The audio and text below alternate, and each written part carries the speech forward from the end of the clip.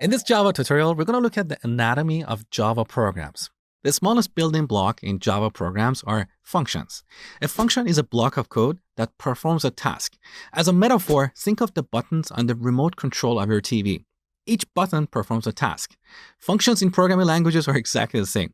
For example, we can have a function for sending emails to people. We can have a function for converting someone's weight in pounds to kilograms. We can have a function for validating users' input and so on. Now let's see how we can code a function in Java. We start by specifying the return type of that function. Some functions return a value like a number, a date time, and so on. Other functions don't return anything. So the return type of these functions is void. Void is a reserved keyword in Java, and that's why I've coded that in blue here. Now, after the return type, we have the name of our function. So here we should give our function a proper descriptive name, like send email. This name clearly identifies the purpose of this function, okay? Now, after the name, we have a pair of parentheses, and inside these parentheses, we add the parameters for this function. We use these parameters to pass values to our function. For example, our send email function should have parameters like who is the receiver, what is the subject of this email, what is the content of this email, and so on. Now, in this tutorial, we're not going to worry about parameters. We'll look at them in the future. Now, after the parentheses, we add a pair of curly braces, and inside these braces, we write the actual Java code. Now, one thing I want you to pay attention to here is that in Java, we put the left brace on the same line where we define our function. In other programming languages like C#, it's more conventional to put the left brace on a new line, but we don't do that in Java. So we put the left brace on the same line where we define our function. Now, every Java program should have at least one function, and that function is called main. So main is the entry point to our programs.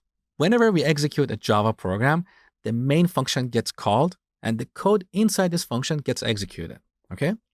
Now, these functions don't exist on their own. They should always belong to a class.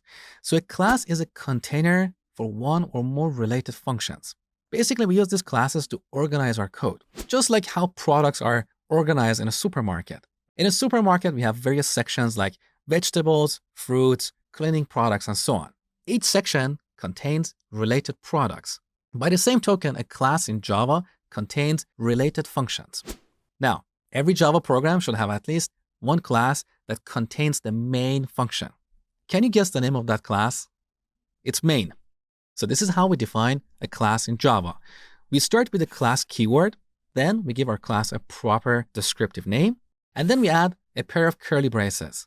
Now the functions that we define in between these curly braces belong to this class. And more accurately, we refer to them as methods. So a method is a function that is part of a class. In some programming languages like Python, we can have a function that exists outside of a class. So we call it a function. But when a function belongs to a class, we refer to it as a method of that class, okay? Now, in Java, all these classes and methods should have an access modifier. An access modifier is a special keyword that determines if other classes and methods in this program can access these classes and methods. We have various access modifiers like public, private, and so on.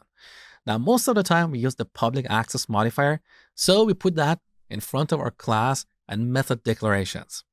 So this is the basic structure of a Java program. At a minimum, we have a main class, and inside this main class, we have the main method. Now, you might be curious why we have a capital M in the name of this class.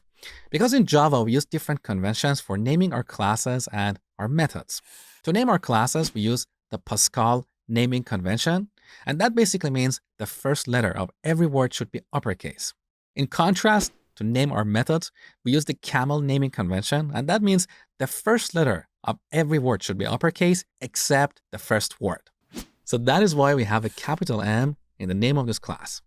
All right, now that you understand the anatomy of a Java program, let's create a new Java project and see all these building blocks in action.